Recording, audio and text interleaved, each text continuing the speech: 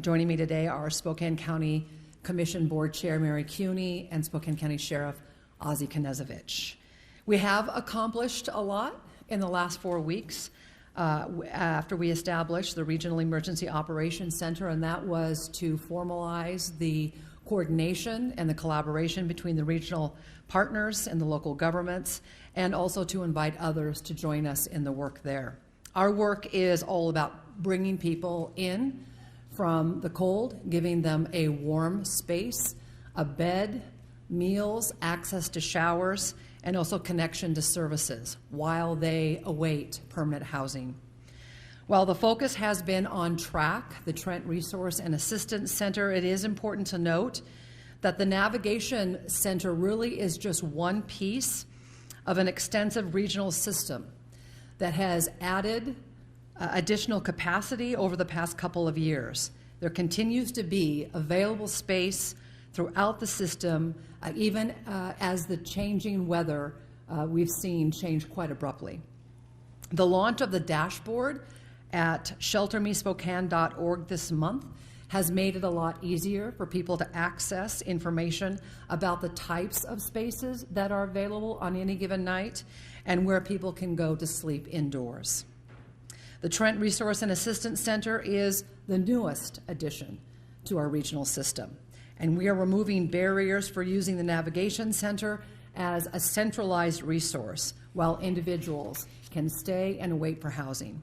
Our work has included adding capacity to flex the space as needed, and also listening and getting feedback to those who are using the Navigation Center. You'll hear more about the details on that from Commissioner Mary Cuney. At the same time, we're talking with the Commerce Department about any additional information that they may need to move forward with funding requests that we made as a region back on July 21st. And that was to get people rapidly sheltered and into housing. 4 months ago, we asked for the following items: funding the Housing Navigators Landlord Incentive Program to provide 50 permanent housing units, expanding the Way Out Center Continuous Stay Program for 42 transitional units, adding 25 permanent supported housing units at Volunteer of America's Hope House, increasing rapid diversion funds to establish 20 additional diversion units, expanding Family Promise to add 20 transitional housing units for pregnant women, dedicating 8 transitional respite beds at VOA's Hope House, adding 20 beds at Truth Ministries, and establishing a contract to fund a portion of the operations at TRAC for 70 more shelter beds.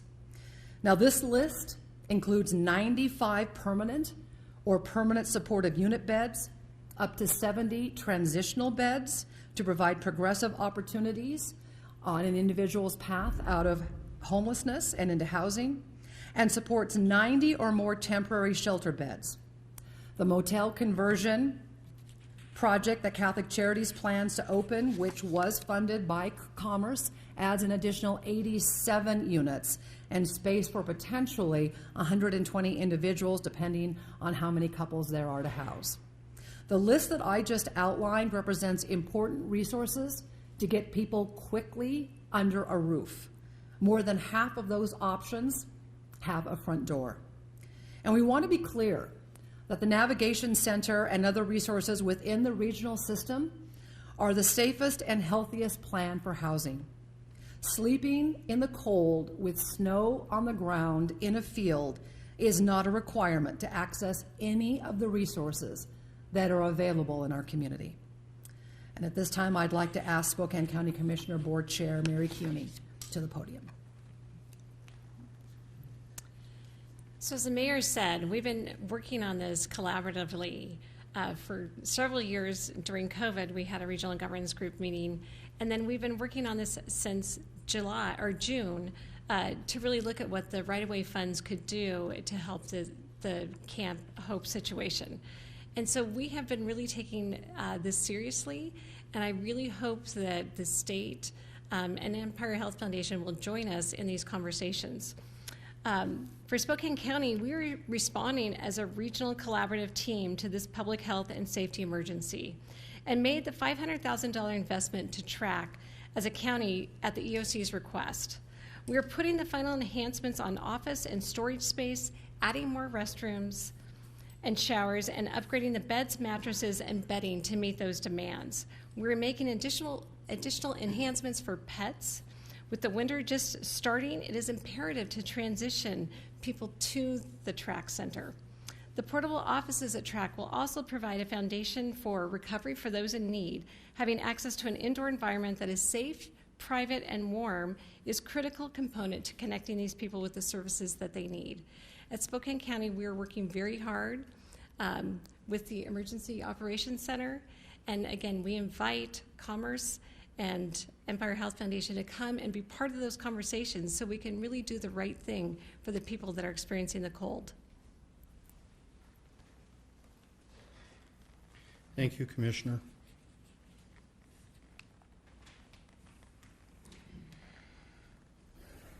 We are fast approaching 1 year since this camp was established. And my question is, why is it that these entities, WSDOT, Commerce, and Empire Health, want another 8 to 12 months to end it? I can't fathom that. The governor was in town yesterday for the GU game and went out and did a photo op with Julie Garcia. I guess my question would be is when the governor is going to come and talk with the elected leaders of this community to resolve this issue. Because I actually listened to the governor's press conference of about 3-4 weeks ago, and I will say I'm in total agreement with the governor. We cannot simply look for solutions that take decades. We need solutions that we get done in weeks. And what we're finding is, because of our strategy that has been so aggressive on this, we have been able to get people in housing in weeks rather than decades. In part because we've embraced transitional housing to get people under a roof that is secure with a locked door and storage capacity and hygiene facilities. That has allowed people to become much more stable in their lives so they can move on. That's exactly what the Navigation Center is designed to do. So I wholeheartedly agree with the governor that this shouldn't take decades or years or months, but weeks to get people out of the freezing cold and the conditions of Camp Hope. But why has it taken this long? By the way, I do want to say this, maybe it's obviously, the state is not the only player in this game. To be successful, we have to work with all levels of government and nonprofits. I agree with the governor also. My question is, why is it that we cannot get all levels of government and nonprofits to work together in this county? They have been invited to the table. Why won't they come? What is different about Spokane County versus the rest of the state? What I want to be clear on, though, is that we do owe our neighbors swiftness.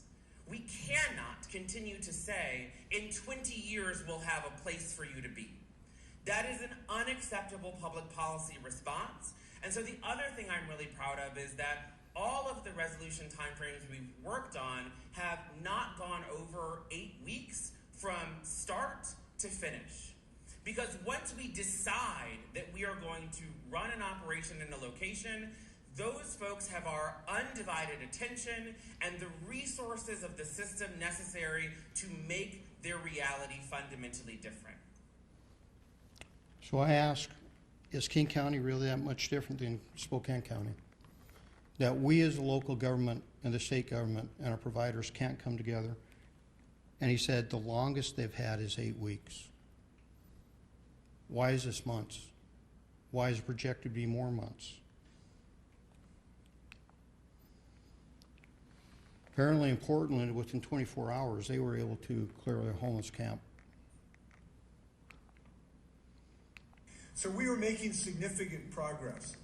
I want to talk about the reason we are able to make this progress. One, the public is with us on this. They think it's untenable to allow people to live in squalor along our highways. They understand it's a hygiene and a safety risk. I can tell you that our public is 100% behind us. They understand that this is not the way to do business. We have letters from citizens. We have depositions from citizens, from businesses. The Eastside Business Association has written the governor. Our community is 100% behind resolving this issue. So what makes us any different than King County that can do this in 8 weeks? And as you know, this is a safety issue, both for the traveling public and for the folks who've been living in squalor along our freeways. And because of the diligent work of people at our Department of Transportation, our State Patrol, our law enforcement, and multiple other local officials, we are being able to remove these encampments and importantly find other housing that is much safer for people so they are not living in squalor along our freeways. I agree with the governor. Why can't these entities that he just mentioned work with Spokane County and Spokane City to resolve an issue? I will wholeheartedly support the governor in his statements here. Yeah. Our affiliate there, since it's one of the larger campuses, they want to specifically know if you have plans to visit there, if you have plans for that. Well, yes, the state's position is we want to close and folks move to better housing away from Camp Hope as soon as possible. We are very aggressively looking for other housing solutions for them. There's been significant progress. The number of people there, I think, has come down from about 600 to 400 or in that range. There's some new housing units coming in through the city that's going to be available in the 200 range, and we're exploring further steps from there. So what the state wants to do is to transition those folks out of Camp Hope as soon as humanly possible. We know the winter is coming, so that gives us a kind of a target or deadline to shoot for, and we all should be working together to find a solution, which we are doing. And it is a very assertive, aggressive approach by the state to get additional housing opportunities for those folks. Now, some people in the community don't want to see them just pushed to another park in Spokane. They want them to have some other housing situation, so this just doesn't create a Camp Hope too. And that's what we're doing, very dedicated to that, as quickly as humanly possible. I agree with the governor as far as we need to be working together to solve this issue. But if you notice, he said state, state, state. I don't hear any collaboration when it comes to Spokane. Where's that collaboration? With the elected leadership of this community, are we that much different than King County?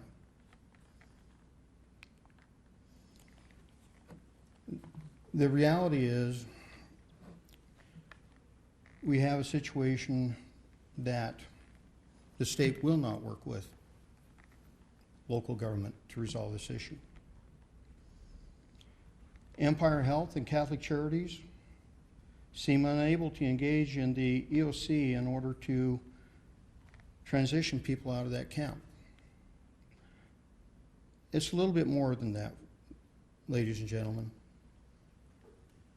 Those two organizations have basically been told that they will not work with the local governments and providers that are working with us to resolve this.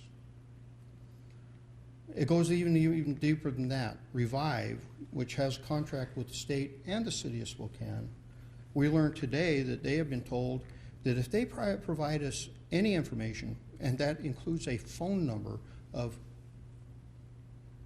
that directs people to them to help people get out of the camp, that they run the risk of losing their state contract, their state funding, if they work with us at all. How can that be?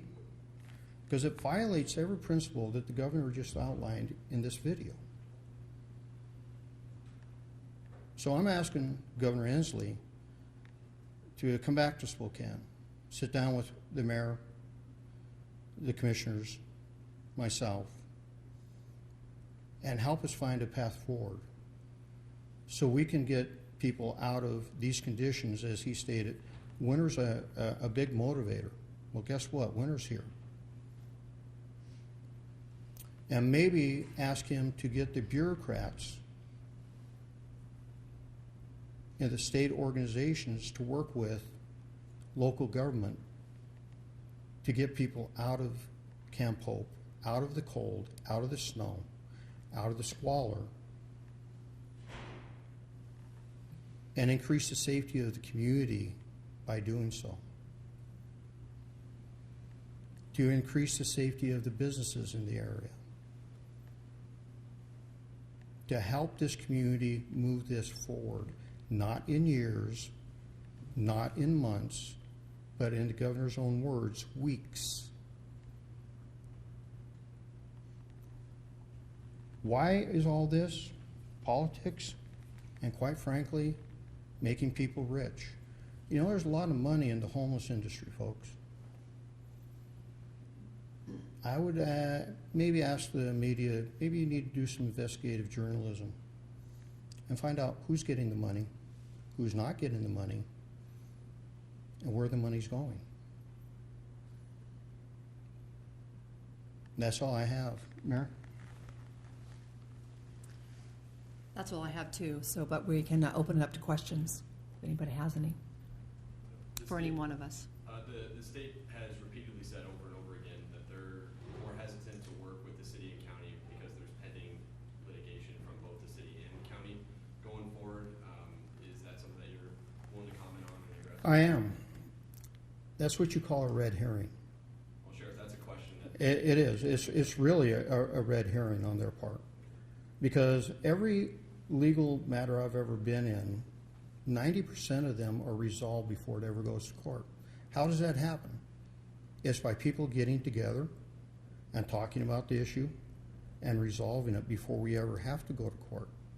So it truly is a false flag on their part to plant that in your minds of, oh, this can't happen because there was a lawsuit. No.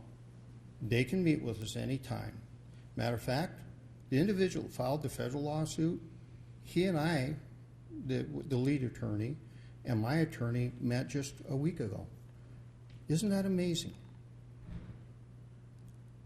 It's not the way they portray it, ladies and gentlemen. They're not being genuine with you. And quite frankly, when they start threatening sub-providers, there's a problem there. What evidence do you have that there have been threats made to providers not to cooperate with you? The evidence is fairly simple. I mean, in a meeting, I asked Zeke Smith, is it true that you have been told not to work with us? And he said yes. Today, Johnny Perkins, on the phone with Revive, was told specifically by Revive that, hey, look, we've been told if we give you any information, we're in big trouble. Catholic Charities will tell you the same thing. So that's where it is. I mean, this isn't, I mean, these are real conversations that have happened. And I made it very clear in the meeting with Zeke and state members and business community when I asked him a very blunt question. Zeke, is it true that you have been told not to engage? And he said, that is true. Sheriff, can you comment on the extent and purpose of repeated helicopter and drone surveillance at the camp? Carl, I expected that question from you. I asked it. So It's great. the extent is every once in a while we do flybys. We want to know what the extent of the activity in and around camp is. We have talked with legal. Legal says it's perfectly legal to do so. Are you using infrared imaging? We use all kinds of imaging. We want to find out what's going on in and around the camp. The camp has actually come to us and said there's criminal activity going on. Well, if there's criminal activity going on, we're more than happy to work with them to resolve that issue. Part of resolving that issue is finding out what's going on. Mm-hmm. question for the mayor. The the camp has repeatedly complained about the lack of police engagement at the camp from SPD. They've asked people to, for instance, throw people off of the encampment, and they've said that they don't really want to engage on the encampment. Can you speak to SPD's policies with regards to engaging with people at the camp and trespassing them off the camp? Well, the police department can trespass for illegal activity, but not for people who are, for example, violating the Good Neighbor Agreement. And that's what we've been asked to be a part of. If someone has stayed in that encampment, signed an agreement, the Good Neighbor Agreement, but they violate it, there has to be due process. So we can't just go in and trespass people for that reason. Sheriff, you seem to be implying that there's some kind of malicious intent with the lack of cooperation. You mentioned making people rich. Can you extrapolate on that a little? I think I made it very clear. Who is getting rich? The providers that are actually getting the funding. You can look at a list of those providers and then ask yourself, what are the connections, what are the links behind those people who are getting the funding? It's been an amazing journey for me walking through this process, because I learned that, and I bring this up because in most of the meetings that I attend with Commerce in the room, they mention pallet housing. We need pallet housing. Are you aware that the Salvation Army actually floated a proposal to provide pallet housing back in July, and they didn't get the funding?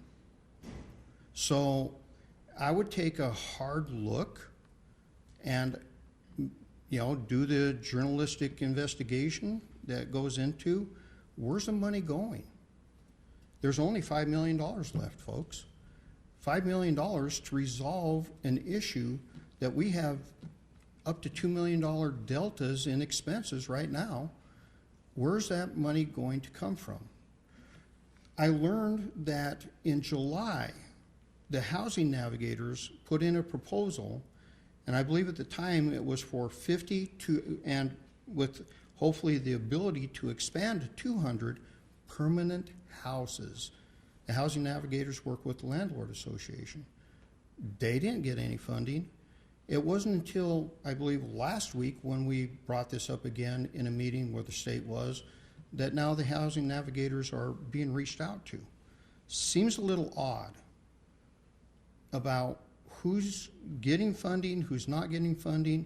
More importantly, when providers are told not to work with local government, that doesn't make any sense, especially when the governor is saying that should happen.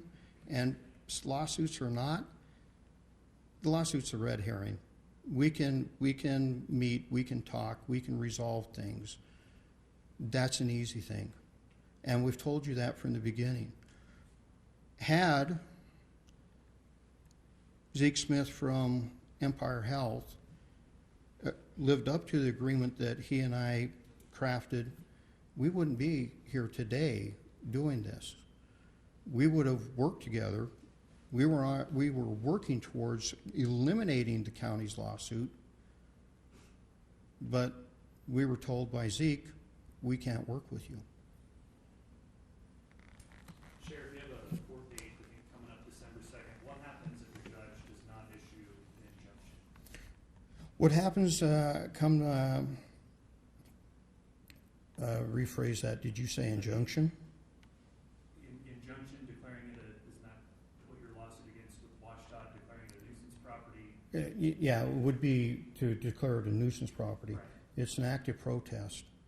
To this day, it's an active protest. It hasn't changed. That community around it is in big trouble because of the crime. And we're working to resolve this by any means other than sending law enforcement. But that is an active protest, and sooner or later it becomes an unlawful assembly. But what happens if the judge sides with Washtenaw? I just told you, it becomes an unlawful assembly. I'm going to make a comment on that the lawsuit was delayed so people would come to the table and talk. So that's why it went from November 10th to the first part of December. The additional thing I will say on transparency is that with Empire Health Foundation now receiving the funding from Commerce, you lose that transparency because it's going from a entity, the Department of Commerce, that is subject to public records request, to a nonprofit that is not subject to public records request. So we don't know the conversations that are happening, unlike if it was going through the city or the county. All those conversations, as you know, are subject to public records request and are public.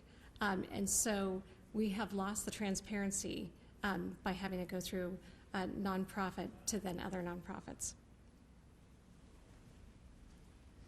For any of you, how many people has the EOC connected to transitional or supportive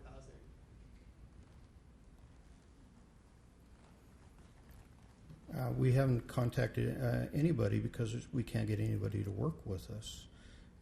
As soon as Catholic Charities is in full operation of the track, they will be working on fulfilling that role because apparently Revive, even though they're supposed to be working for us on this issue, I'm not sure how they can do that when their job is to liaison with the camp and bring people out of the camp when they've been told that they can't work with us. So a little bit of a nuance there. So we're getting everything up and running, ready to go. And soon we will be posting that camp with a notice that soon to be closed. If you want out of this camp, here's a phone number. We will provide a bus every day at noon, and we will take whoever wants to leave the camp at that point. You have to understand also, Carl, when it was really bad weather out there, we had a bus out there and only 3 people got on that bus. So your question as far as how many have we transitioned, pretty hard when the people that are in charge of that duty, Revive, have been told by the state you can't work with them, can't provide any information, but how are they supposed to do that when they're the liaison? More important question for you maybe is, they say that they've put 28 people out of the camp. Can you ask them where they went? Because apparently they don't know, because when we asked where'd they go, they couldn't tell us.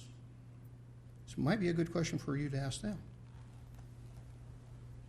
I want to return really quickly to Carl's question about infrared imaging. You said that a lot of different imaging is used, and I just wanted to confirm, was infrared imaging among them, and were there overflights with IR imaging on Thursday and Friday nights?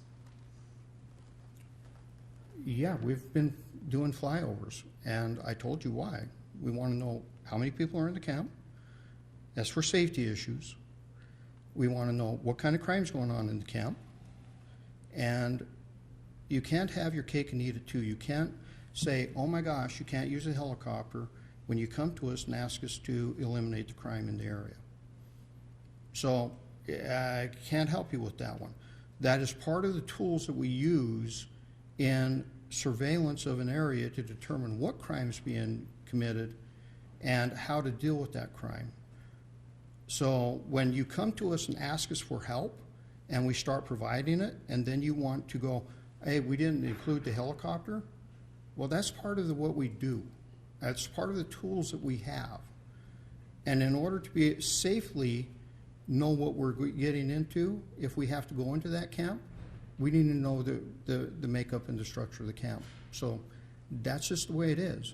Don't come to me and tell me you want me to eliminate crime, but then decide, well, you can't use all your tools. We're using every tool that we have at our availability. With that information, have you been able to estimate a number of people at the camp? I don't know. I don't know if they've actually crunched those numbers yet or not. I'll ask them. Do you have a warrant to use infrared imaging? Carl, I didn't catch that one. Do you have a warrant to use infrared imaging? According to our county legal, we don't need a warrant. And I just want to add one thing to that. The challenge that we've had with the state is because of a lack of sharing of information, we don't know how many individuals are really in that encampment. We've been told that a number has been badged at, for example, a week or a week and a half ago, Guy, you did a story where the operators of the encampment said they had badged 468 individuals, yet they only need 268 beds to house everybody in that encampment. So how many people are there really in the encampment? Are there 268 or are there 468? And so we filed a public records request last week, at the end of last week, so that we could get information sharing amongst the state agencies, the providers, and the local jurisdictions. In order for us to be able to find housing for all of the individuals we need to know how many people are in the encampment. And since we can't get that number, we did a public records request. And how did that turn out over? Well, you know, that doesn't happen overnight. We just filed at the end of last week, so we're waiting to see. Gotcha. Yeah. Now, this is a question I had too. We just had a media availability at TRAC yesterday, several news outlets, and TRAC's full. And there's 400 and some odd people at the camp, and we're again still trying to figure that out. State says 465. They said that's come down a little bit, but number I heard from Salvation Army in the city yesterday was around the area of 277. So that's not just 465 people that are at the camp. There's also 200 plus, almost 300 people at TRAC that need to be getting housed as well. How can people be expected to go from the camp right now to TRAC that's full and working on being expanded with additional beds? Well, we don't expect all of them to go to TRAC. At the EOC, one of the things that we're working on, and we're thankful for the county for offering $500,000 to make all of this happen, but to be able to surge those beds another 70 or so to get to 350 at TRAC. And then in addition, we're asking Commerce to look at that plan again that we submitted back in July that has all kinds of housing options waiting to be funded. And we can activate those units and beds right away. What kind of safeguards does the city have in place as TRAC is flexed to make sure that the conditions there are healthy for people staying there? Well, we have a new shower trailer that's going to be added, so we'll have 14 showers. We have added more porta potties. We have 15 regular and 2 ADA. We are completely replacing all of the beds, the beddings, the linens, and the mattresses. We are offering meals 3 times a day. So those are all things that we're working on. We'll be increasing security if needed. Staffing will go up. So we're very confident that Salvation Army can operate at full capacity. They do this in many other cities across the country. They have a track record of being able to do this. They are a great provider partner. Will there be staffing ratios? I know that They have that as part of their program, yes, Salvation Army does. Do you remember what it is? 1 to 25. Yeah. We have time for just one more question. Anybody else? I'd like to follow up on what the mayor just said, though. Here's part of the problem with this whole discussion. You only ask about one facility. This community has a capability of low housing beds of up to 920, maybe even more. So when we talk about this, it's not all about TRAC. It's all about the system and how many people that you can put into it. You believe their 475 number. We don't. If you remember at the beginning of this, what number did I tell you that we believed it was? Between 200 to 300. All right? They badged a lot of people. Are you aware that the names on those badges, many of them are fictitious? How do you know that? Offline, I'll show you. We arrested somebody. Name says this. He's actually another person. Happens to be a sex offender. So when you ask me how I know, one thing you all should know by now, rarely do I, if ever, I've never said anything that I didn't know. All right? So that's where we're at with this. And when you talk to people and the name on the badge says Thumper, is that a real name? I don't think so. All right? So, again, I challenge you to start doing some legwork on your own. You need to do some investigative journalism and find out, rather than taking the sound bites from, because Carl, I recognize many of the sound bites because I already heard them from an individual already, and regurgitate them back to us in these meetings. I'm telling you, folks, there's a story here. You need to take a look at what's going on in our community. This is your community too. This is your community. You talked about, Carl, the ratio of employees. Can you tell me the ratio of employees that Camp Hope and Julie has for 475? Why are you asking them those questions? Are you writing about that? Are you asking them the questions about what makes Camp Hope safer than track? I don't hear those questions, and I never see you write about those. But we get those questions about track, and I have no problems answering them. But I'm just telling you, and I challenge you, please tell me that you can legitimately go out and look at Camp Hope, Camp Wasdot, walk over to track and go, yeah, I'd rather people live in Camp Hope. Please do that, because to me, that is not compassionate. That is very much the lowest level you can force people to. And in my estimation, the state, Empire Health, have done that to those individuals. And it's time that we get them out of those conditions into better conditions, and we free an entire neighborhood, surrounding neighborhoods, from the crime that has locked them. So thank you for your questions. I'll be more than happy to answer more on the sidebar, but I think the press conference is done.